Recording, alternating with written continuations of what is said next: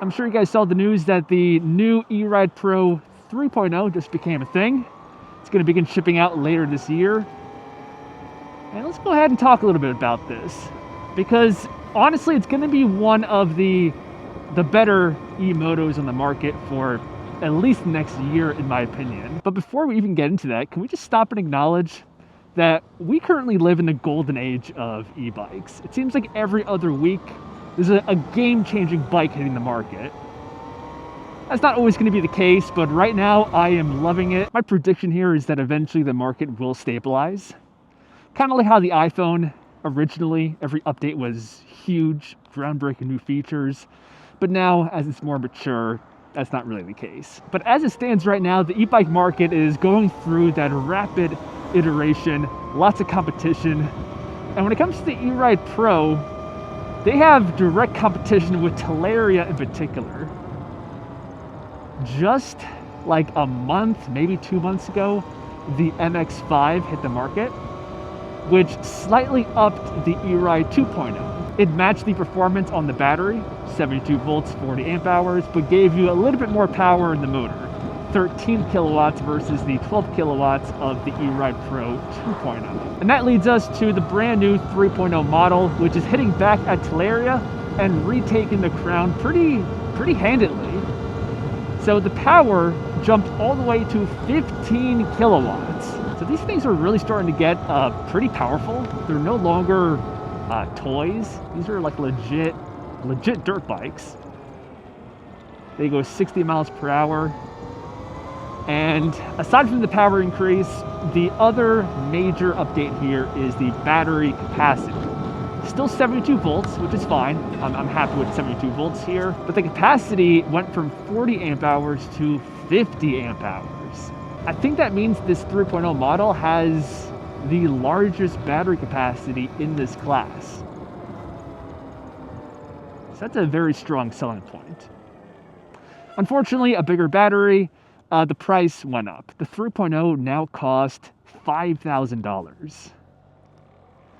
So yeah, it's no longer an affordable mid-range bike. This is expensive.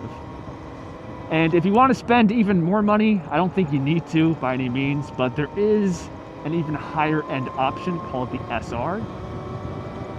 And this ups the power all the way to 25 kilowatts. And honestly, nobody needs this kind of power. It's just if you have money to burn and you want the absolute best specs, the SR is the bike for you. But I fully expect the 3.0 to be the high volume bike here.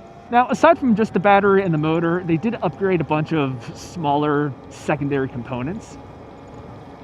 Two in particular I want to highlight that really do make an impact is the variable thumb regen throttle. Back in August, we saw Talaria add this feature to the MX-5, so naturally now the eRide Pro also has this feature. The other thing I found very intriguing is the redesigned pulley for the primary belt drive. So the eRide Pro is becoming unique for having a primary belt drive. Lots of bikes are pivoting towards a gearbox, but a belt is nice because you don't have to do oil changes.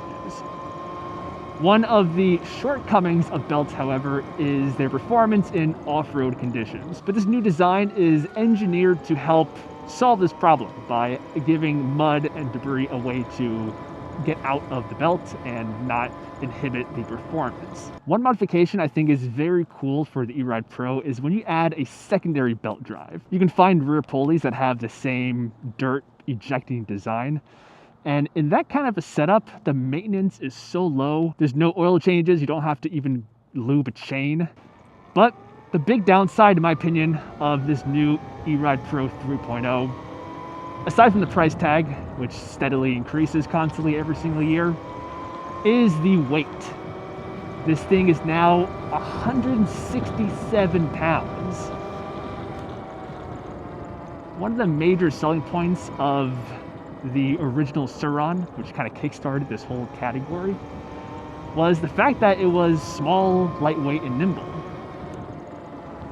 Right? It was an emoto that was the size of a mountain bike. But with every upgrade here, the bike gets bigger and bigger, and it's just no longer really part of this unique category. 167 pounds, fastly approaching 200. It just it makes the bike a little bit different. I'm not a huge fan of the direction it's going in. But the good news here is that the 2.0 model, at least as of right now, is still for sale, and they reduced the price tag to $4,400. In my opinion, that bike still has plenty of power, 12 kilowatts, 72 volts, 40 amp hours, and that bike is significantly lighter at just 139 pounds. And I'm sure when it comes to the new features like the regen thumb throttle, even the redesigned primary pulley, you should be able to just buy those and install it on the 2.0 model. So honestly, after the release of the 3.0, I think the 2.0 looks even more attractive. But that's my take on the new bikes. It's very exciting to be living during this time where the market is just evolving so fast. There's a ton of competition, and every new iteration brings with it huge new upgrades. But let us know your thoughts in the comments below, and I hope to see you guys in the next one. Peace.